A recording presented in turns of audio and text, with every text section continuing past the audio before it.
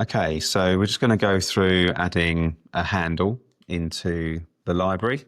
So up to the library option and then add custom hardware. Now, in order to do this, you just need a step file of the piece of hardware you want to add. So we're going to start with a handle. So select the step file, import that. So that will come into the Autocase environment. So this is the step file. We've added the rivet heads already to this model in a separate piece of software. I think we used Fusion to do this, but any 3D modeling, 3D design software could be used to add those in. A very simple process, or just get in contact with us and we can help with that. So what we're going to do is we need to place a sketch on the face of the handle that is going to be cutting through the case panel. So we'll select cut underneath from the top panel, and we've now select the face on the back there. It doesn't matter that it only selected one half, it's just to do with the face. So now at this point, we can draw a rectangle. So this rectangle, although big, we can resize in a moment to be the right size. So at this point, we need to create some construction lines in order to give us some reference points. So Charles is just finding the middle of the handle, which is done automatically, and has drawn a line, and that's anchored in the middle of the handle there. And now we're going to do another one in a moment, and that's it. You just click the button at the top. Yeah, to turn it a construction. Turn it into a construction line. You can now see it's gone dotted. You can do that using if you can just hover over that button again, there it is at the top. And you can also do this by right-clicking on the line, which we'll do on the next one. Okay. So now we do another line, find the middle of that side. You see you get a little green dot. That's fine. Doesn't really matter how long you make this line because essentially it's just a reference point. So right click on it and you can see there you have the construction. So click on that and we have now made that line into a construction line. It is important to note that when you do this, occasionally, like you see here, this line has now become part of the sketch. So we want to get rid of that. So we can turn that into a construction line. Otherwise, the program can read it as part of the cutout. But by turning any line or rectangle or shape into a construction line, it just keeps it as a reference, not as the actual cutout. Part of the sketch, yeah. So have we got one of those at the top, or did it not create no, one? so it's found that point there. Fine. Okay. Do you want to take over and now show us how we would use those? Last thing you need to add is also with these construction lines, we do need to lock them in place. So if we look up here at our constraints, we do have a lock at the top here, and that essentially keeps any line in place. So it means that it won't move with what we're about to do. So we need to resize this rectangle. So what we're going to do is add a dimension. And you're referencing the edge of the rectangle and the center, which is that construction line. Yeah. So if you give that, are you going to give that one a value now? Let's give it a value now. Yeah. So that'll be 69 millimeters approximately. Obviously, you can choose your own sizes. And so obviously that has now pulled the rectangle up to the side of the handle. And then what we're going to do is we're going to do that on the other side, the center line, hit the side of the rectangle we've made. And what we can do is we can make this mirrored by selecting the dimension, highlighting the value, and then pressing the first dimension that we made. So this is just referencing that dimension. Hit enter. And now we can see that they are both 69. And then what we need to do is we need to adjust the height of this rectangle. So we've selected the construction line that's on the left-hand side, and we've got the value there. So that value looks to me to be... This one actually wants to be at 41.5. This handle is ever so slightly off. Yeah. But yeah, it doesn't matter. You know what you're looking at. Yeah, but what it does show is that we actually have the ability, by doing it this way, is having our cutout to be essentially like lopsided. It doesn't need to be 100% the same values either side. So we're going to do that. Select the bottom line there, and then we're going to change 42.5 for this one. There we go.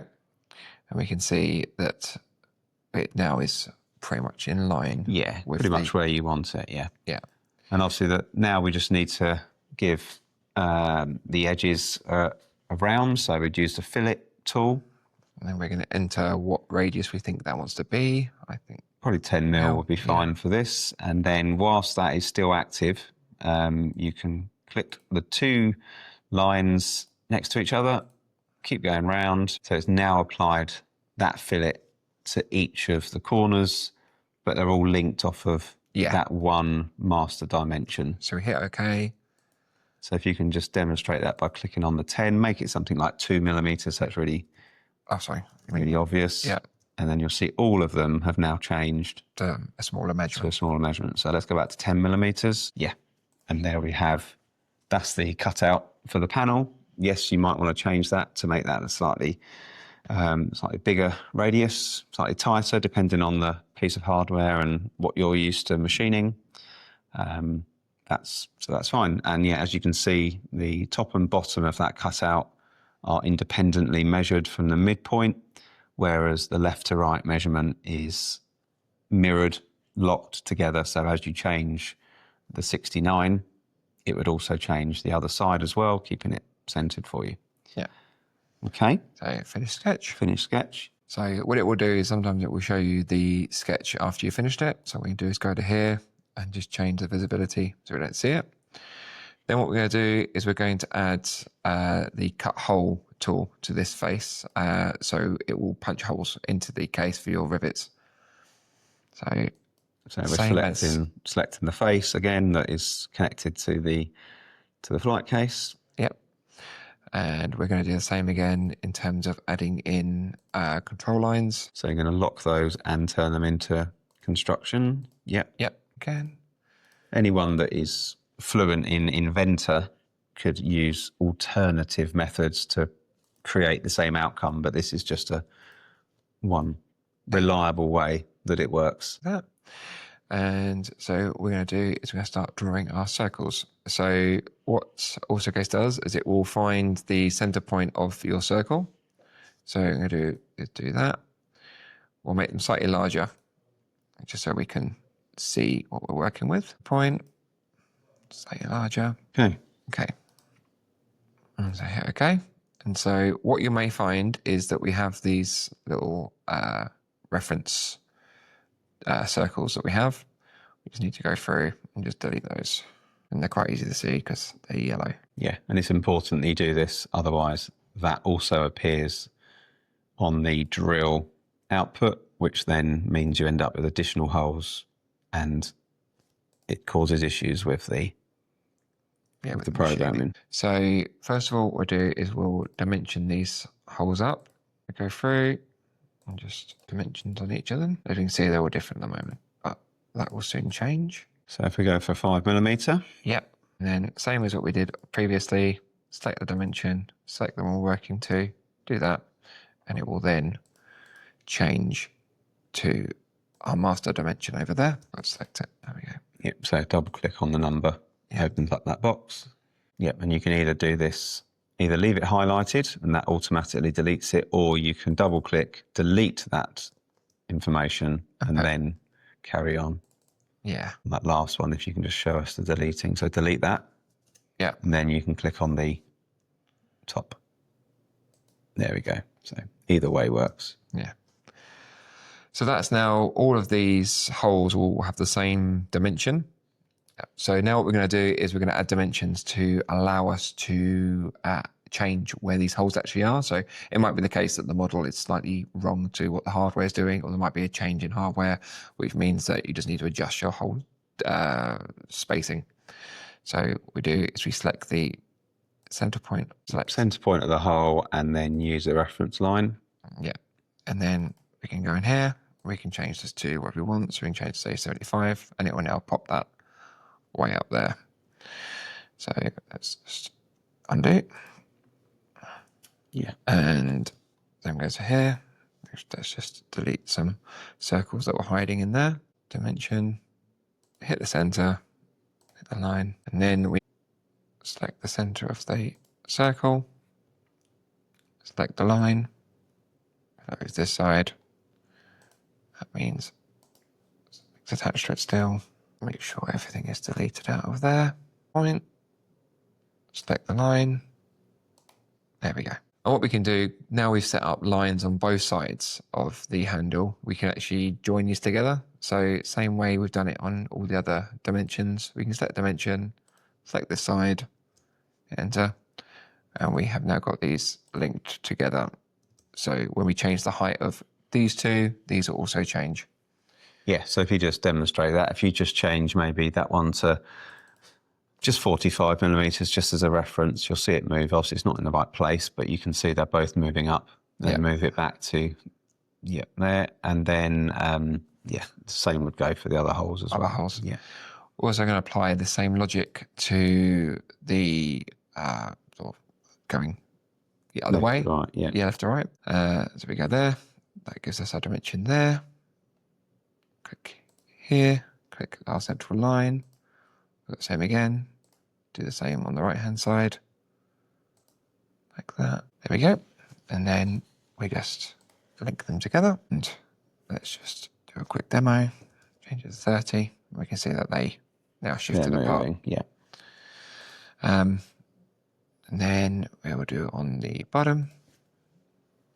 So go back up to it, make sure there's no hiding inside.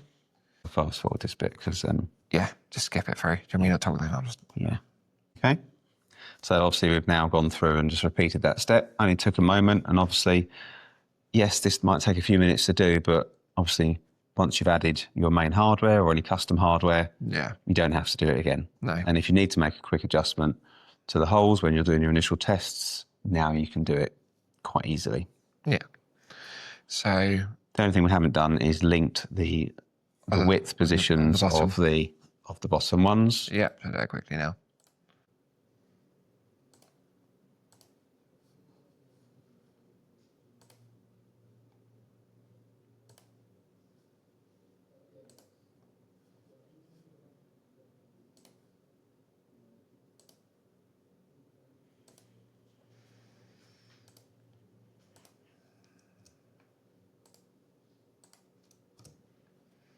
And now it's done. So now everything is linked, everything is dimensioned. So if required, we can adjust those hole spacings once you've done your initial tests.